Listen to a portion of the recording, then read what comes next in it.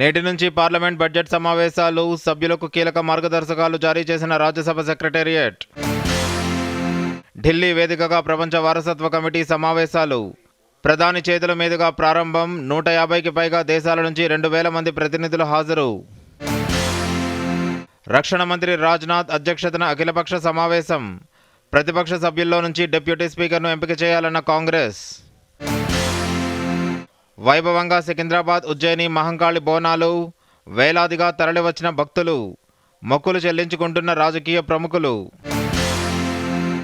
జాతీయ రహదారుల విస్తరణకు కేంద్ర ప్రభుత్వంతో చర్చిస్తామన్న మంత్రి కోమటిరెడ్డి వెంకటరెడ్డి. రుణమాఫీతో రైతుల కళ్లల్లో ఆనందాన్ని చూశామని వ్యాఖ్య. బీజేపీ అధికారంలోకి రాకుండా చేసేందుకు కొన్ని శక్తులు కుట్ర పన్నాయన్న కేంద్ర మంత్రి కిషన్ రెడ్డి. ప్రజల ఆశీర్వాదంతో మూడోసారి అధికారంలోకి వచ్చామని వ్యాఖ్య. ముఖ్యమంత్రి రేవంత్ రెడ్డి ఢిల్లీ పర్యటన. రుణమాఫీ విజయోత్సవ సభపై నేడు పార్టీ పెద్దల్ని కలిసే అవకాశం.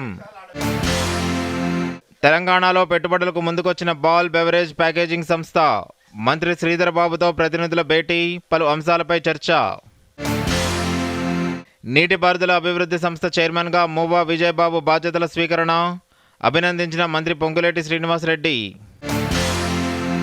ప్రముఖ కవి జూకంటి జగన్నాథంకు దాశరథి సాహితీ పురస్కారం. నేడు రవీంద్ర భారతిలో ప్రదానం చేయనున్న ప్రముఖులు. అమెరికా అధ్యక్ష రేసు నుంచి వైదొలిగిన డెమోక్రటిక్ అభ్యర్థి ప్రస్తుత అధ్యక్షుడు జో బైడెన్. కమలా హ్యారిస్ వైపే పార్టీ మొగ్గు. ఆమెకే మద్దతిచ్చిన బైడెన్. ప్రజాస్వామ్యం కాపాడేందుకు కట్టుబడి ఉన్నానన్న ట్రంప్. తనకు చికిత్స అందించిన వైద్యులకు కృతజ్ఞతలు తెలిపిన అమెరికా మాజీ అధ్యక్షుడు. హైదరాబాద్కు చెందిన డాక్టర్ నాగేశ్వర్ రెడ్డికి ప్రతిష్టాత్మక కెప్టెన్ చైర్ పురస్కారం. గ్యాస్ట్రోఎంట్రాలజీ రంగంలో అందించిన విశేష సేవలకు గుర్తింపుగా కెప్టెన్ చైర్ బహూకరణ. ఆసియా కప్ ఉమెన్ టీ20లో కొనసాగుతున్న టీమిండియా జైత్రయాత్ర. యూఏఈపై 78 పరుగుల తేడాతో రెండో విజయం. తొలిసారి 200 పరుగుల మైలురాయి దాటిన హర్మన్ సేన. రాష్ట్ర వ్యాప్తంగా కురుస్తున్న భారీ వర్షాలు. నిండుకుండను తలపిస్తున్న జలాశయాలు. మరో 3 రోజుల పాటు భారీ వర్షాలు కురుస్తాయన్న వాతావరణ శాఖ.